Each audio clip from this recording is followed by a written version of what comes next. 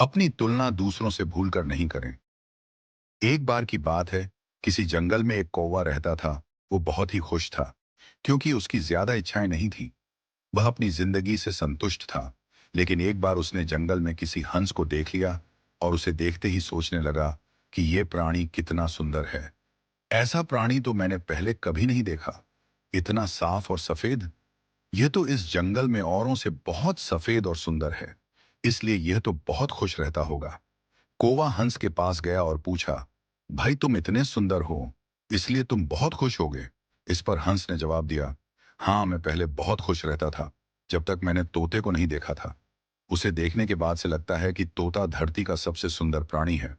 हम दोनों के शरीर का तो एक ही रंग है, लेकिन तोते के शरीर पर दो दो रंग है।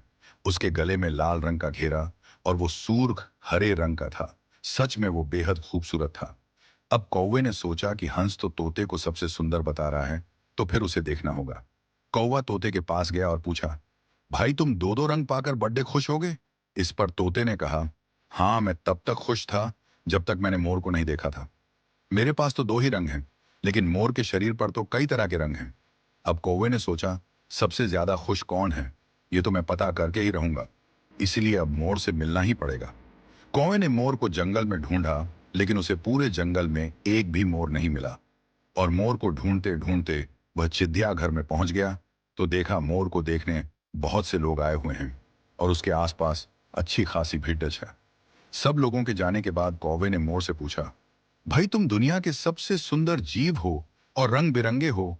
तुम्हारे साथ लोग फोटो खिंचवा रहे थे। तुम्हें तो बहुत अच्छा लगता होगा, और तुम तो दुनिया के सबसे खुश जीव होंगे। इस पर मोर ने दुखी होते हुए कहा, भाई अगर सुंदर हूं तो भी क्या फर्क पड़ी देता है। मुझे लोग इस चिड़िया घर में कैद करके रखते हैं, लेकिन तुम्हें तो कोई चिड़िया घर में कैद करके नहीं रखता, और तुम जहां चाहो अपनी मर्जी से घूम फिर सकते हो।